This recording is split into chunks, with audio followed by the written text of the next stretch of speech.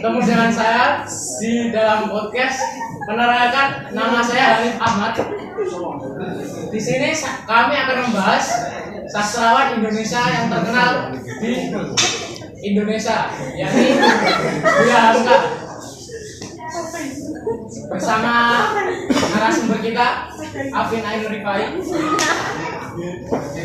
Sebelum kita mulai, coba perkenalkan dulu siapa beliau. Buya Hamka itu yang sebenarnya. Nama beliau Haji Malik. Nama sebenarnya Buya Hamka. Beliau lahir pada tanggal 11 Februari 1908, Sungai Batang, Ngajau, Sumatera Barat. Beliau wafat pada tanggal 24 Juli 1981 di Jakarta. Berprofesi sebagai ulama, sejarawan, Jadi begitu. Beliau sebagai tokoh besar di Indonesia, sebagai tokoh Islam yang sangat berpengaruh terhadap masyarakat. Ternyata beliau juga sastrawan dan ahli dalam sejarah.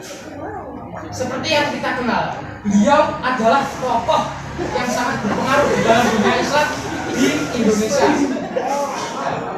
Mari kita bersama mencari tahu bagaimana beliau hidup dari kecil sampai beliau wafat. Coba. Buya Hamka lahir di tengah keluarga besar Minangkabau. Ayahnya merupakan tokoh pembela Islam Sumatera Barat. Sejak kecil, Hamka tumbuh dalam lingkungan religius yang belajar agama langsung dari ayahnya dan guru-guru di Minangkabau. Namun, sejak kecil sudah memiliki semangat belajar dan yang mandiri. Ia kembali pada buku sejarah, sejarawan, filsafat hingga politik. Setelah menimba ilmu di Sumatera, ia juga belajar di Jawa dan dalam Islam dari ulama Muhammadiyah. Pada tahun 1927, Bapak menunaikan haji ke Mekah sekaligus memperluas wawasan keilmuan. Hamka aktif dalam organisasi Muhammadiyah dan menjadi penggerak dakwah Islam modern di Indonesia. Ia dikenal sebagai Ratus Gunung, sekali menulis produktif. Bukunya banyak membahas tafsir Al-Quran, sejarah filsafat, dan novel-novel bernuansa Islam.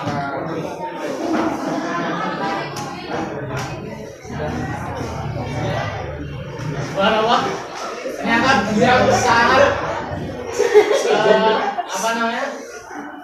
sangat mendalami yang namanya ilmu agama, terutama ya agama Islam. Ternyata beliau adalah tokoh organisasi Islam, yakni Muhammadiyah. Berbeda dengan kita yang organisasi Nahdlatul Ulama, namun tidak membedakan karena beliau sama, masih kita dengan kita sesama beragama Islam. Tadi kita sempat dengar dari narasumber kita bahwa beliau sempat dipenjara, dan di penjara itu beliau menulis karyanya.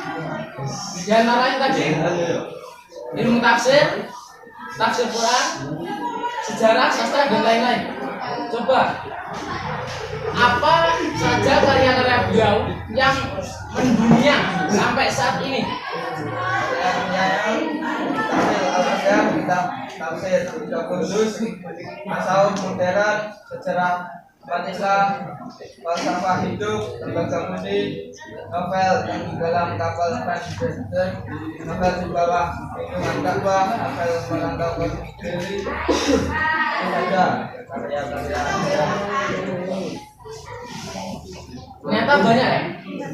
Selain beliau menjadi tokoh Islam, ternyata beliau juga rajin dan sering menciptakan karya-karya yang sangat mendunia dan berpengaruh terhadap keilmuan di Indonesia.